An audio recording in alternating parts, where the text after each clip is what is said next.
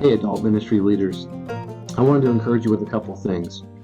First of all, as restrictions begin to be loosened in our state, and as we begin to look at what it looks like to get back to normal, I'm not sure what that looks like exactly.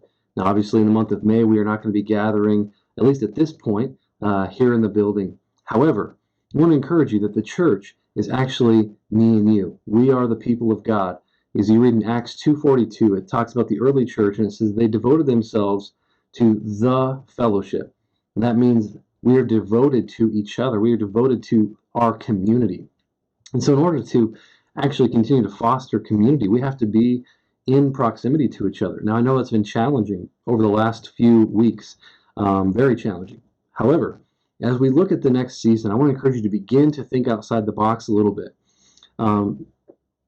While I say that, I also want to encourage you to take everything at your own pace, as well as the pace of your own group or your class, and to be sensitive to other people's feelings or their expectations, as well as their concerns. And don't make anybody feel bad if they're not where you're at, or vice versa, okay? But at the same time, I want to encourage you, get creative. You know, my life group met out in the parking lot a few weeks ago. All the guys got together. We put our lawn chairs out in the parking lot. We sat 6 feet apart, and it was really good to see each other. And the following week, the women did the same. Now, it's not quite the same as being in a home and all that kind of thing and sharing a meal, but it was definitely better than a Zoom call because we got to see each other. We got to be in proximity to each other and to hang out together. So I want to encourage you, think through some of those creative type of ways. If you have less than 10 people, or if that limitation gets lifted here soon, but to think less than 10 people, you could still get together in smaller groups in person with some of that distance together. As long as everyone's feeling comfortable with it, everyone's healthy, that type of thing, be wise and be cautious, but also don't be afraid to get outside the box a little bit and maybe meet in your backyard, maybe out on the deck, maybe in your front yard, maybe in a parking lot. Get together for ice cream and just do that kind of thing together, whatever it might look like. But don't be afraid to get together as long as you're abiding by those recommendations and being wise about it. Let's get together as much as we possibly can, and let's get creative about that. So that's the first thing I want to encourage you.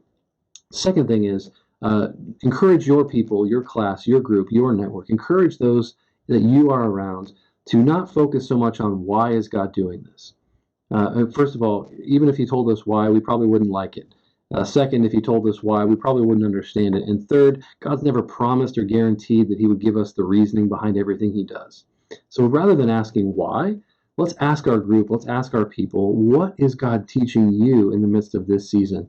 We know that Romans 8:28 and 29 talks about the reality that God is using all things for our good, for his glory, and for our transformation into being more like Jesus.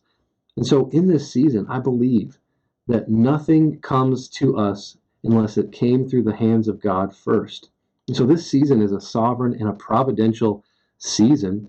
And I'm not sure exactly why God's doing all of this, but he's allowing it. But I do know he's allowing it for our sanctification, our transformation, and our growth and our maturity.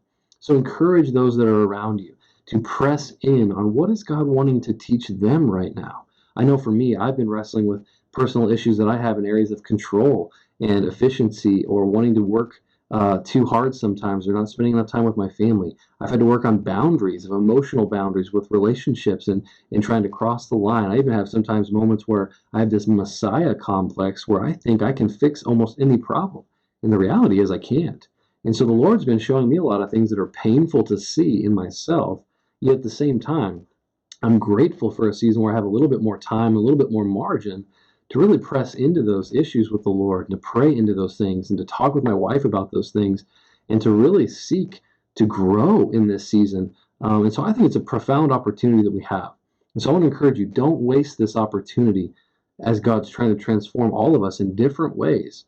And so ask your group that question: what is God teaching you right now? And what are you doing about that? How are you pressing into that?